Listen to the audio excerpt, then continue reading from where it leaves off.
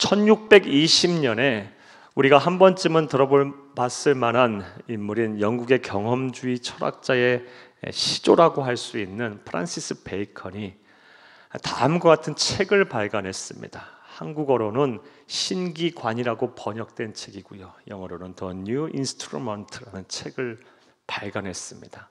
이 책에 보면 우리가 또 역시 한 번쯤 들어봤을 만한 명언이 기록이 되어 있습니다. 아는 것이 힘이다. Knowing is power.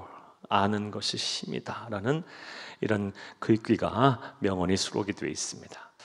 그런데 성경을 보게 되면 그 어떤 세상 지식보다 중요하게 생각을 해야 하고 꼭 소유해야 할 지식은 따로 있다라고 우리에게 말을 하고 있습니다. 빌립보서 3장 7절에서 8절을 함께 읽겠습니다.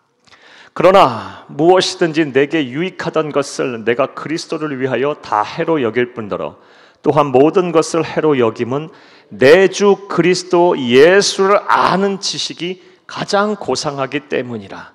내가 그를 위하여 모든 것을 잃어버리고 배설물로 여김은 그리스도를 얻고 9절 그 안에서 발견되려 함이니 내가 가진 의는 율법에서 난 것이 아니요 오직 그리스도를 믿음으로 말미암는 것이니 곧 믿음으로 하나님께로부터 난 의라. 아멘. 사랑하는 여러분, 사도 바울은 분명하게 말하고 있어요.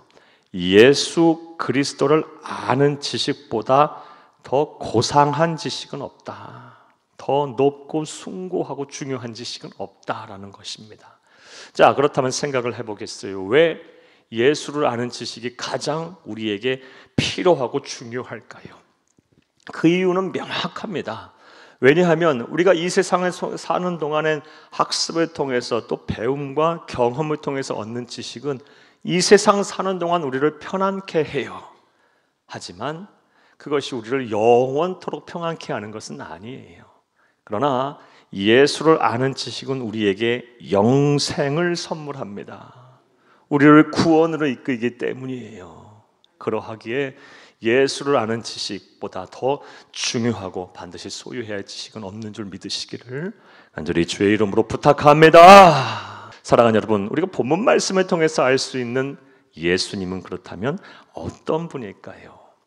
이에 대한 답을 얻기에 앞서서 먼저 본문의 배경 내용 설명부터 여러분에게 해드리겠습니다. 오늘 본문 말씀이 속한 마태복음 12장은 예수님께서 이 세상에 계실 때 율법교사라고 하는 바리새인들과 안식일에 대해서 논쟁을 한 사건에 대한 기록입니다. 내용인즉슨 예수님과 그의 제자들이 안식일 날 이 길을 걷다가 제자들이 배가 고팠어요. 그래서 제자들이 어떠한 일을 행하냐? 밀밭 사이로 들어가서 이삭을 잘라서 비벼 먹었습니다. 그것을 본 율법 교사들이 말을 하길, 바리새인들이 말을 하기를, 어찌 모세의 율법에는 안식일날 일하지 말라고 했는데 왜 너희들은 안식일날 일하여 이삭을 잘라서 비벼 먹느냐 하며 제자들을 책망하고 그런 일을 용납하는 예수님을 비난했습니다. 그러자 예수님께서 말씀을 하세요. 구약에 너희들이 그토록 존경하고 사랑하는 다윗 왕도 보라.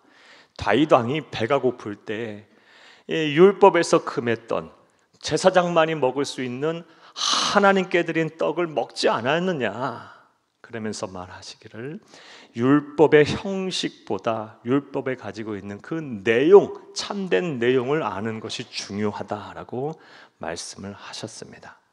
나아가 거기서 더 한 걸음 나아가셔서 예수님께서 안식일의 주인이다라고 말씀하시면서, 당신께서 그렇게 말씀하시면서 율법의 허식을 지키는 것보다 사람의 생명을 구하는 것이 더 소중하고 중요하다라고 말씀하시며 안식일 날 회당에서 손 마른 자를 비롯하여 수많은 병자들을 고치셨습니다.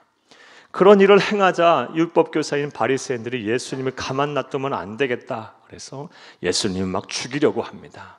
하지만 예수님 전혀 아랑곳하지 아니하시고 이사야서 42장 1절에서 4절 말씀을 인용하면서 당신께서 어떤 분인가를 소개하셨습니다. 그리고 오늘 그 말씀이에요.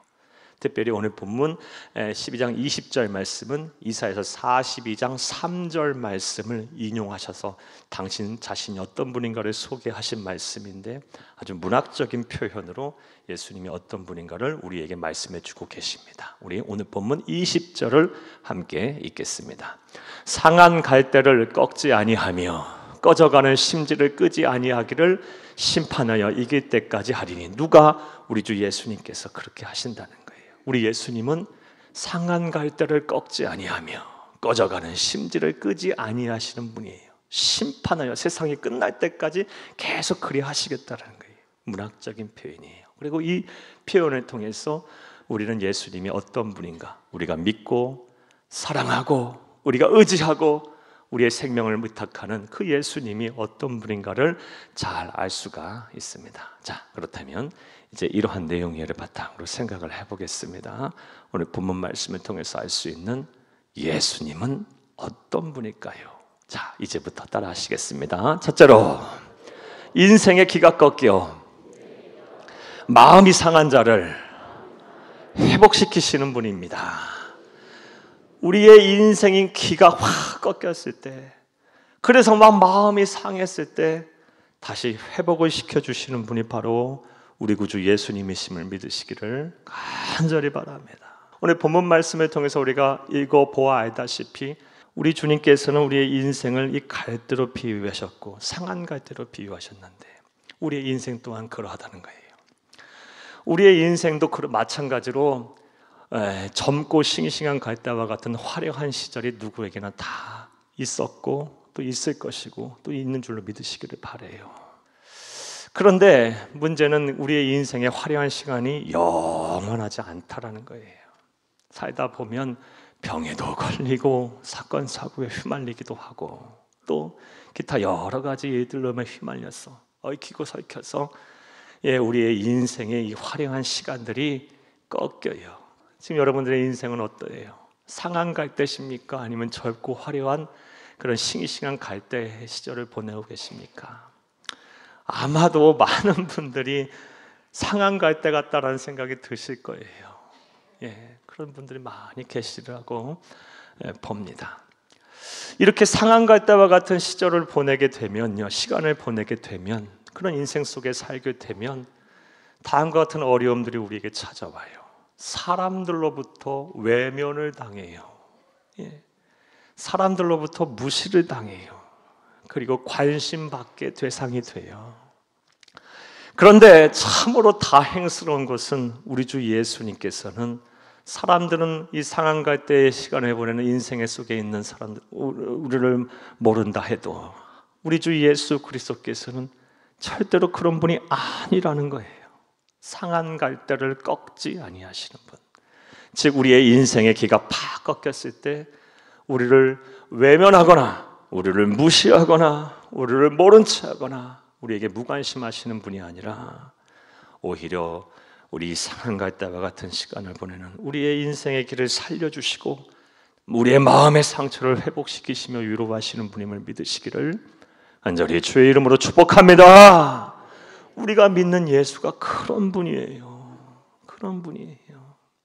그러니 우리는 예수를 잘 믿어야겠죠. 예수에게 우리의 인생을 의탁하셔야 돼요. 기도하면서 의탁하세요. 그의 위로를 구하세요. 그의 도움을 바라세요. 예수님과 함께 하세요. 성경을 보게 되면 인생의 상한 갈대의 시간에, 그래서 기가 팍 꺾였을 때 이 예수를 바라봐서 하나님을 의지하여 다시금 이렇게 회복의 은혜를 누리게 된 사람들의 이야기가 많이 나옵니다. 그 중에 한 사람 여러분에게 소개하면 다윗이에요.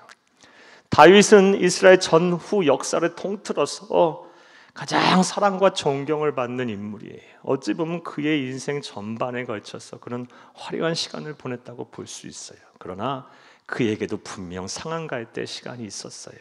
50대 후반 또는 60대 초중반이라고 보는데요, 그런 시절이 있었어요. 바로 가장 사랑하는 아들인 압살롬이라는 아들이 반란을 일으켰어요. 그래서 아버지를 향해서 죽이겠다고 칼과 창을 들이밀고 쫓아와요. 사랑하는 여러분, 이런 지경에 있는 아버지의 심정, 부모의 심정이 어떨까요? 우리가 한번 이 다윗의 이 마음을 하며 이입을 한번 해봐요. 감정의 이입을요. 자식이 나를 죽이겠다고 쫓아다닌다면 그동안 내가 이루어 놓고 쌓아놓은 것이 뭐 억만금인들 그게 무슨 소용이 있어요. 예. 그렇잖아요. 그동안 내 삶에 무슨 성과가 그것이 무슨 성과라고 이야기할 수 있겠어요? 이뤄놓은 성과가 뭐라고 얘기할 수 있겠어요? 아무 부질없는 거예요. 자식이 나를 죽이겠다고 그렇게 쫓아다닌다면요. 예. 다윗의 마음이 얼마나 힘들었겠어요. 다윗이 상한 갈대가 아닌 젊고 싱싱한 갈대와 같은 시절을 보낼 때는 그 주변에 사람들이 많았고요. 다 그를 칭송했어요. 그런데 이 압살롬이 반란을 일으켜서 피난을 가게 되자 아무도 그와 함께 하려 하질 않아요. 그를 칭송하던 사람들이 다 그를 외면하여 그리고 그를 모욕해요. 그래서 다윗이 너무 힘들어서 다음 같이 하나님한테 하소연을 합니다. 시편 3편 1, 2절을 함께 읽겠습니다. 여호와여, 나의 대적이 어찌 그리 많은지요. 일어나 나를 치는 자가 많으니이다. 많은 사람이 나를 대적하여 말하기를 그는 하나님께 구원을 받지 못한다 하나이다. 아멘. 다윗이 아주 참 싱싱하고 막 힘이 있을 때는요, 다윗을 향해서 막 하나님의 구원의 계획을 이룰 구원자라고 칭송했던 사람들이 이제는요 2절 말씀에 보면 하나님께 구원을 받지 못하는 자라고 막 모욕을 하고 멸시를 해요. 그리고 다윗이 도대체 내 편이 누구군, 내 적이 누군지 이제 구분을 할 수가 없게 됐다라는 거예요. 적들이 너무 많이 생겼다는 거예요. 상한 갈 때가 되면 이렇게 돼요. 사람에게 버림을 받아요. 사랑하는 여러분, 그런데 다윗의 위대한 점은 이런 상한 갈 때 시간 속에 그냥 주저앉아 버리지 않았다는 거예요. 은둔해 버리지 않았다는 거예요. 다시 그러나 이런 상황 속에서 내 인생의 길을 다시 살려줄 분은, 내 마음의 상처와 아픔을 위로하고 회복시켜 주실 분은 하나님밖에 없다는 것을 알고 그 하나님을 바라보고 구원에 간절히 소망하고 그 하나님의 자신의 삶을 의탁해요. 그러자 놀라운 일들이 일어나요. 시편 3편 뒷말씀 한번 볼게요. 6절에서 8절을 함께 읽겠습니다. 천만인이 나를 애워싸 진친다 하여도 나는 두려워하지 아니하리이다. 여호와여 일어나소서. 나의 하나님이여 나를 구원하소서. 주께서 나의 모든 원수의 뺨을 치시며 악인이 이를 꺾으셨나이다. 구원은 여호와께 있사오니 주의 복을 주의 백성에게 내리소서. 아멘. 1, 2절에서 내 적이 너무 많나이다. 내 적들이 나는 하나님께 구원을 받지 못한다 하나이다 라고 막 아파하며 탄식했던 그 다윗이요 6절과 8절에 이르러서는 전혀 다른 사람으로 변했어요. 천만인이 나를 애워싸 진친다 하여도 나는 두려워하지 아니하겠다. 구원은 여호와께 있으니 주의 복을 주의 백성에게 내리소서. 축복을 하고 있어요. 사랑하는 여러분, 그렇다고 상황과 환경이 변화가 됐나요? 아니요. 여전히 피난길에 있어요. 삶의 현장이 변화된 것이 아니에요. 문제는 그대로 있어요. 하지만 그 문제를 보는 눈이 달라졌어요. 마음이 편안해진 거예요. 마음의 상처가 회복이 된 거예요. 겉으로는 상한 갈대처럼 보이지만 젊고 싱싱한 갈대로 변화한 거예요. 누구로 인해요? 우리 주 예수 그리스도로 인해서. 사랑하는 여러분, 이제 우리 차례입니다. 사람을 살다 보면요 참 필연적으로 상한 갈대처럼 돼요. 누구나 다 그날이 와요. 그리고 그 시간을 보내는 분들도 많이 계시라고 봐요. 이러할 때 사람을 의지하고 사람들을 자꾸 바라보고 뭔가를 그들 통해서 얻어내려고 하면 오히려 마음의 상처뿐이에요. 외면할 거고 무시할 거고 무관심할 거예요. 이럴 때는 어떻게 해야 합니까? 우리의 마음을 누구보다 잘 알고 이해하시며 나보다 나를 더 사랑하시는 우리 주 예수 그리스도를 바라봐야 합니다. 그리고 상한 갈대와 같은 내 인생 하나님 받으시고 나를 회복시키시고 내 인생의 기가 팍 꺾여 있으니 다시 나를 소생케 하시고 회복시켜 주세요 라고 기도하세요. 그러면 변함없이 우리의 눈을 바꿔줄 거예요. 우리의 마음을 평안케 할 거예요. 다시 살아갈 힘을 우리에게 주실 것입니다. 이런 은혜와 복이 저와 여러분의 복이 되기를 간절히 주의 이름으로 축복합니다. 또 오늘 본문 말씀을 통해서 알 수 있는 예수님은 어떤 분일까요? 따라 하시겠습니다. 둘째로, 삶의 의지가 꺼져가는 사람을 소생시키는 분이십니다. 우리가 삶의 의지가 막 꺼져갈 때요, 다시금 이 삶의 의지를 활활 타오르게 하는 그런 우리를 소생시키시는 분이 바로 예수 그리스도세요. 오늘 본문 20절을 다시 한번 읽겠습니다. 상한 갈대를 꺾지 아니하며 꺼져가는 심지를 끄지 아니하기를 심판하여 이길 때까지 하리니. 우리 심판하여 이길 때까지 하겠다는 것은 우리 주님의 굳은 결심이고 약속이세요. 어떻게 말씀하고 하십니까? 문학적으로 표현하고 계십니까? 꺼져가는 심지를 끄지 아니하겠다라고 말씀하세요. 우리 주님께서 우리의 인생을 등불의 심지로 표현하신 거예요. 특별히 꺼져가는 심지로 표현을 하고 있어요. 자, 그렇다면 꺼져가는 심지와 같은 인생을 사는 사람은 어떠한 사람일까요? 말씀드렸다시피, 또 우리가 대지에서 읽었다시피 삶의 의지가 꺼져가는 사람이에요. 더 이상 살고 싶지 않다. 그만 살고 싶다. 정말 이제 그만 살고 싶다. 죽지 못해 사는, 인생에 낙이 없는, 감사와 기쁨도 없고 아무 감동도 없는 그런 삶을 사는 분들이 바로 꺼져가는 그런 심지와 같은 인생을 사는 분들이에요. 여러분들은 어떠십니까? 여러분들은 어떠세요? 삶에 감동이 있으십니까? 감사가 있으십니까? 아니면 그냥 하루하루 어쩔 수 없이 살고 계십니까? 삶의 의지가 활활 타올라야 돼요. 삶의 의지가 활활 타올라서 막 기쁨이 있고 막 사명 감당함의 기쁨이 있고, 그리고 막 하루하루가 행복하고 즐거워야 돼요. 감사가 넘치는 삶 살기를 바라요. 그런데 대부분이 그렇지 않을 거예요. 사랑하는 여러분, 여러분들, 그런데 우리 주님께서는 분명히 말씀하고 계세요. 꺼져가는 심지를 끄지 않겠다. 우리 주님이 그런 분이에요. 사랑하는 여러분, 성경을 보면 예수님께서 이 꺼져가는 심지와 같은 인생을 사는 사람들을 소생시키신 그런 이야기들이 참 많이 나옵니다. 한 사람 여러분에게 소개하면 누가복음 7장 11절에서 17절에 나오는 나인성의 과부를 예로 들어드릴게요. 누가복음 7장 11절에서 17절에 나오는 나인성에 사는 과부는요,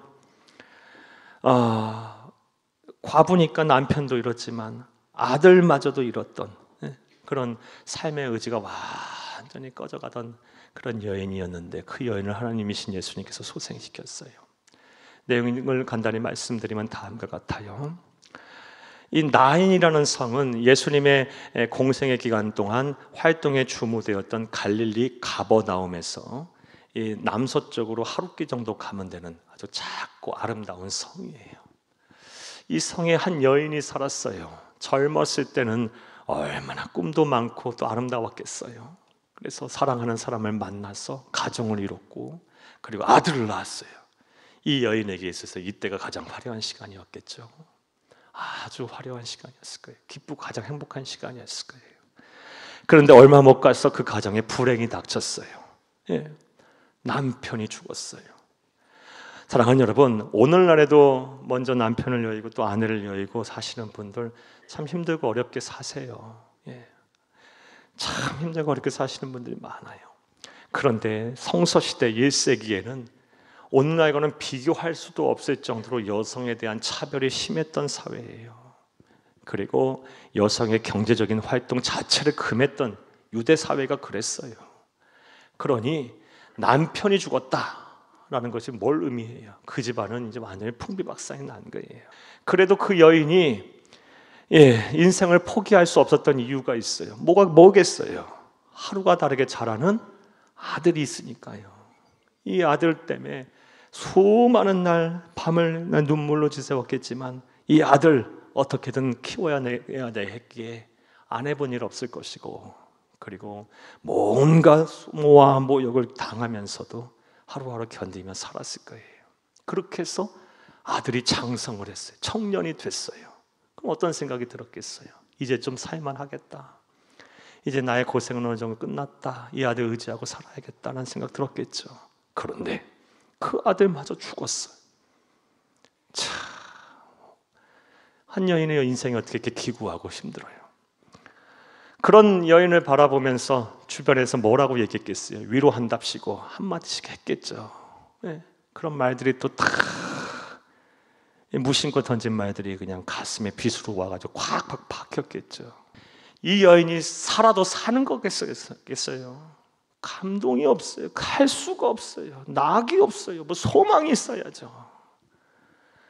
사랑하는 여러분, 사람들은 그렇게 다 외면하고 버리고 오히려 상처를 줄 때 본인은 이제 삶의 의지가 꺼져가는 심지와 같은 인생을 살 때 우리 주님께서 이 여인을 만나셨어요. 일부러 찾아오셨습니다.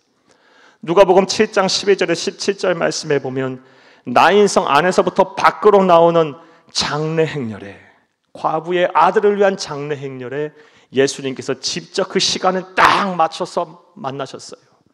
그리고 먼저 울고 있는 여인을 바라보셨습니다. 그리고 여인을 향해서 울지 말라라고 말씀하셨어요. 그리고 그 아들의 관에 손을 대고 청년아 일어나라 라고 말씀하셨을 때 기적이 일어났어요. 죽었던 아들이 다시 살아났어요. 거룩한 상상력을 발휘해서 그 현장에 한번 있다고 가정을 해보겠어요. 여인의 얼굴이 어떻게 변했을까요? 슬픔과 통곡으로 막 퉁퉁 부었던 얼굴에 막 환한 웃음꽃이 폈겠죠. 슬픔이 변하여 춤이 된 거예요. 예, 눈물이 변하여 막 웃음이 된 거예요. 이런 은혜, 이런 역전의 은혜, 이런 변화의 은혜가, 이런 복의 은혜가 여러분 가운데도 있기를 간절히 주의 이름으로 축복합니다. 축복합니다. 사랑하는 여러분, 꺼져가는 심지와 같은 인생이었던 여인이 다시 소생하게 됐어요. 누구로 인해서? 예수 그리스도로 인해서. 우리가 믿고 사랑하고 전해야 될, 우리의 삶을 의탁해야 될 예수가 그런 분이에요. 그런 분이에요. 이제 여러분에게 권면의 말씀을 드릴게요. 꺼져가는 심지와 같은 인생을 지금 살고 계시지는 않으십니까? 그렇다면 여러분의 이제 남은 인생을 우리 주 예수 그리스도에게 의탁하세요. 지금 설령 신라 같은 아주 작은 심지와도 같은 꺼져꺼꺼mat은 심지와 같은 소망을 갖고 계신다 할지라도 그 소망을 우리 주 예수님에게 맡기세요. 그러면 그 신라 같은 소망을 활활 타오르는 횃불처럼 변화시킬 거예요. 삶의 기쁨이 생길 거예요. 삶의 의지가 생길 거예요. 감사가 넘치는 삶을 살게 할 것입니다. 이런 은혜와 복이 저와 여러분의 복이 되기를 간절히 주의 이름으로 축복합니다. 예수님을 아는 지식보다 더 중요한 지식은 없습니다. 이 지식을 온전히 소유하고 믿어야 영생을 얻고 구원을 받는 것이며 하늘 행복을 누릴 수가 있는 거예요. 우리는 그 예수님의 아는 지식 가운데 오늘 본문 말씀을 통해서 우리는 우리 주 예수님이 어떤 분인가에 대해서 살펴보았습니다. 먼저 인생의 기가 꺾였을 때 우리의 마음의 상처를 회복시켜 주시는 분이에요. 나아가 삶의 의지가 꺼져갈 때 다시 소생시키시는 분이에요. 상한 갈대를 꺾지 아니하고 꺼져가는 심지를 끄지 아니하시는 분이십니다. 이 예수님은 잘 믿으세요. 꼭 부탁드려요. 세상이 어떻게 변화하든 간에 예수를 구세주로 잘 믿으세요. 그리고 어떤 일이 있어도 예수를 떠나지 마세요. 그리고 예수를 잘 붙잡으세요. 예수님을 많이 사랑하세요. 나를 사랑하지 않는 사람을 사랑하는 것은 참 힘들어요. 짝사랑이 힘들잖아요. 하지만 나보다 더 사랑하는 사람 내가 사랑하는 건 그리 어려운 거 아니에요. 조금만 하면 나보다 더 사랑하시는 분 때문에 금방 내 사랑 받아주세요. 예수를 많이 사랑하세요. 그러면 이런 은혜를 주실 것입니다. 이런 은혜와 실천이 여러분 가운데 있기를 간절히 주의 이름으로 축복합니다.